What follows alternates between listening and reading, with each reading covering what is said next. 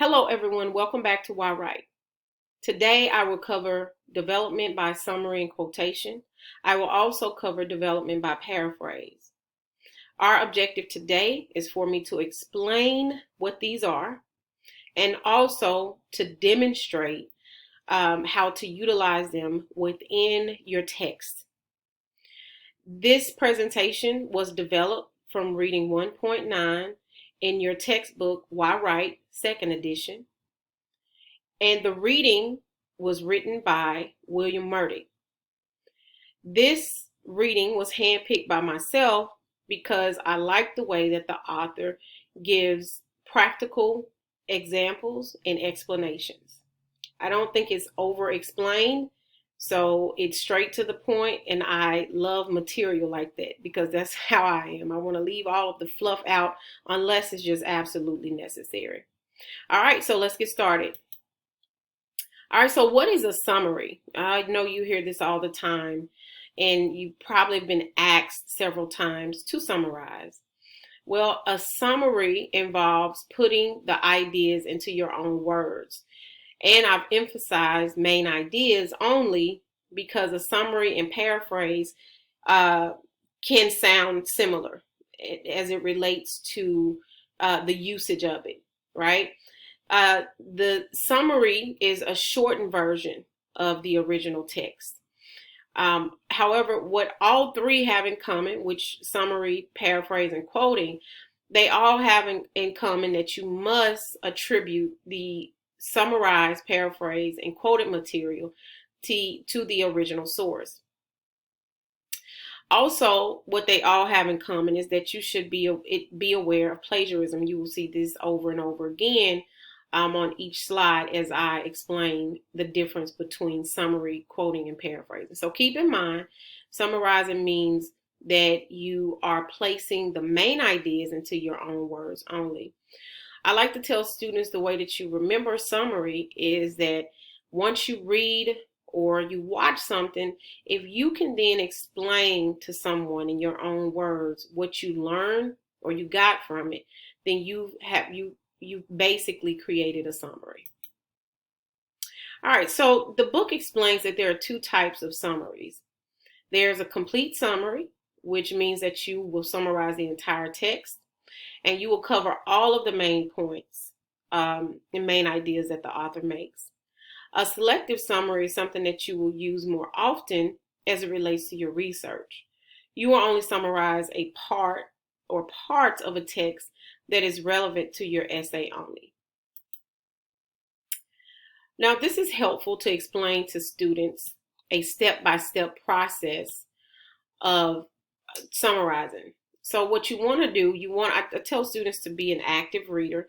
You need to have the text, or even on your screen, you need to be able to highlight, underline the main points, and also take notes, either on your computer, or for me, I like the organic approach, is some paper and a pen to take my notes and to have my highlighter. I like the text style, I like to have things in my hand. As you read the text, as I just mentioned, you want to highlight and you want to underline those main points. And this is especially true for a selective summary, so you can only pull out the information that you need. You want to make sure that you read over the main points and ignoring the rest of the text. Well, Professor Thomas, why would I want to ignore the rest of the text? Because you don't want to get confused. You only want the information that is relevant to your essay's topic. You want to also put aside the text and your notes and write from your memory of understanding if that's possible. Always using your own words. So remember, do not include your opinion in a summary, but you want to use your own words. What do I mean by including your opinion in a summary? Do not include, well, I thought, or what I got from it, right? Because that's what I see a lot from students. No, so in this stage, your opinion is not relevant. You only want to go back and reiterate what the author has said. You're putting it in your own words, but you're not including your opinion. I know that's hard to believe, right? But it's just like if you watched a movie and I said, hey, tell me what that movie was about. And then you tell me the main points from the movie, right? The plot and everything. And then you leave it right there. Now, if I ask you to give me a review of the movie, then that's when your opinion comes in. That's the same thing when I'm asking you to go find source material for a topic and you give me just the summary, the main points of that article that I had you to read, and you put it in your own words. Now, if I ask you to write me a critical response, that's when you include your opinion. But the summary is completely different from a critical response. Now, providing attributions. Each time you quote, summarize, or paraphrase, you must provide attributions. Also, it's also called in-text citations. I forgot to mention that at the beginning. These words are interchangeable. So the book says attributions, but it's also called in-text citations. And I say this more often in my classroom lectures using in-text citations than I do attributions. So when you summarize, begin by naming the author and possibly the title of the text, right? So attributing phrase is James Lester in his book, Writing Research Papers, says students should take a few notes in direct quotation from sources to help minimize the amount of quoted material in a research paper.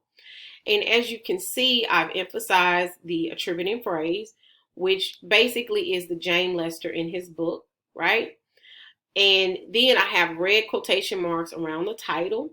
And if you notice, I also have I have also highlighted the commas because the commas are showing you where the introductory phrases are for you to place the commas, right? And that's one of the comma rules, to place a comma in front of an introductory phrase. So I didn't just include commas. I didn't you overuse commas. These are because of introductory phrases here. All right. So this is pretty much what your summary, I would say, not summary, I'm sorry, your attribution phrase and your title and the page number, everything would look like. And keep in mind, if you notice that the punctuation goes after the parentheses here. All right, so this is just to give you an example of what the completed summary looks like as it relates to the original passage.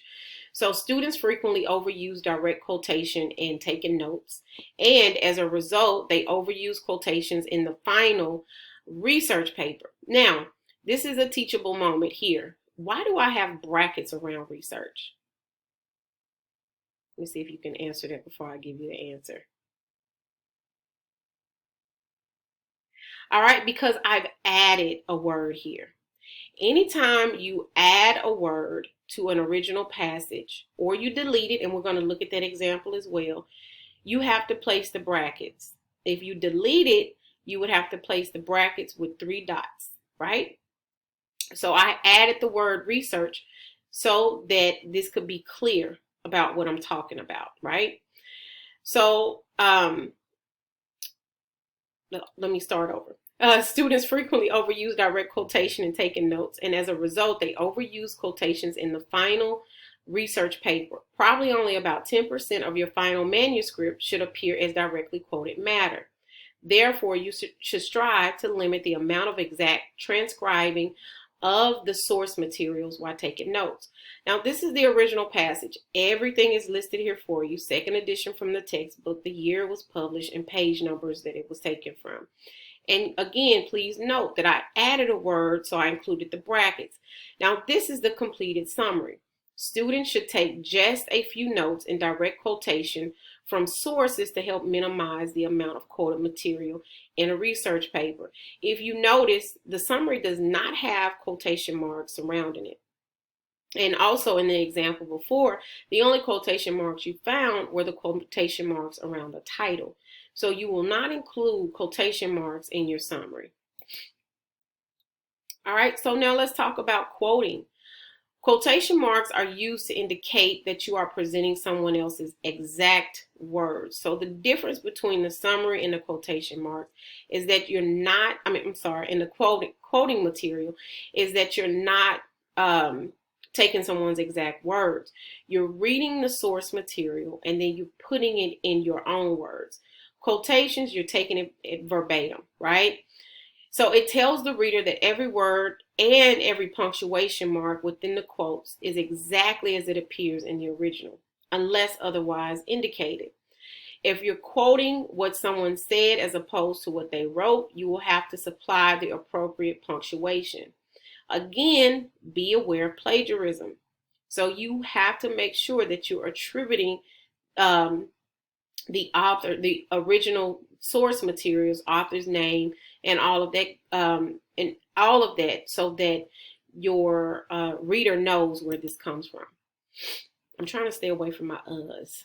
So, and recording helps me do it, right? All right, so uses of quotations to bring in a statement that expresses a particular thought particularly well. Have you ever read something and someone said summarize it and you're like, well, they said it perfect, right? So in that instance, you will just quote it so that you don't have to change up anything, put it in your own words. You will just quote it verbatim, word to word. You will also show that some authorities or published writers agree with your viewpoint. You do that within a summary as well. So the main idea when you get sources to put into your paper is that you're looking for material that aligns with your point of view. You want to, especially if you're writing an argumentative paper, you want to find information that aligns with your point of view. Now, within an argumentative paper, you will have to show the counter argument. So you may have to find some source information that does not align with your point of view, but your paper should not be heavily written with that information, right? So using the quotation marks within your, I'm saying quotation marks, using quotes in your paper basically means that you want to recognize where an original idea came from. You want to provide exact data and give credit to whoever first acquired it. And quotes are used when you want to just show objective data, right? Something that's black and white, something that's true and false, that you don't have to include your own words within. All right, so providing attributions. Again, each time you quote, summarize, or paraphrase, you must provide attributions and use in-text citations. I repeat this a lot because I have issues with students not really knowing how to provide the attributions, the in-text citations. Students typically just give me a works cited page. And I'm not going to talk about that here because the works cited page can really be generated, right? So within Microsoft Word, you can generate a works cited page if you want to. And then also, I think it's bidme.com. It's actually a works cited generator for you. So the issue that I have most times is that students do not know how to provide attributions within the text. They'll say, well, I gave you the works cited page, and that is not the same as providing those attributions within the text. And so with a quote, you don't ever want to just drop a quote into your text without introducing the author or the speaker. For example, here, according to Smith, and these are just several ways that you can include your quotation in your paper. So I like to tell students this is a part of coherence. When you have lead-ins, right, or these attributing phrases that help to ease the reader into the statement, this makes your paper coherent. And then I just have examples here, like I did for the summary. Your attributing phrase, your punctuation goes before the closed quotation, and then your page number, right? Your closed quotations after parentheses, and the comma always comes after the introductory phrase. All right, there are two types of quotes. a short or partial quote. The book calls it a partial quote. When I was going to school, it was called short quote. So I still use that word. All right, so this just shows a short quote, which is typically about. Now, if we could have this in a Word document, this really wouldn't be 3 or more lines, right? But this is what's considered a short quote. Anything beyond 3 or more lines is considered a long quote. And if you notice, I have this highlighted. What does this mean? I'm going to pause for a minute. Right. It means that I have taken something out, right? So any original material, any original source, if I've added something, I place it in brackets. If I delete something, I place it in brackets with my 3 ellipses, right? All right, a long quote. Now, there is a visible difference between a short quote and a long quote. Let's see if you can find it.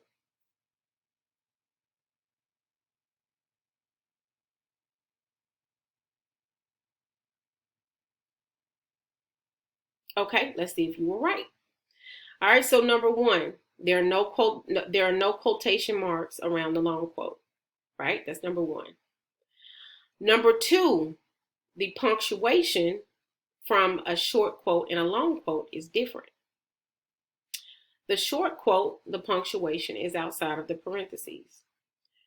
The long quote, the punctuation is before the parentheses, not inside, but before the parentheses. So it's after the parentheses here, and it's before the parentheses here.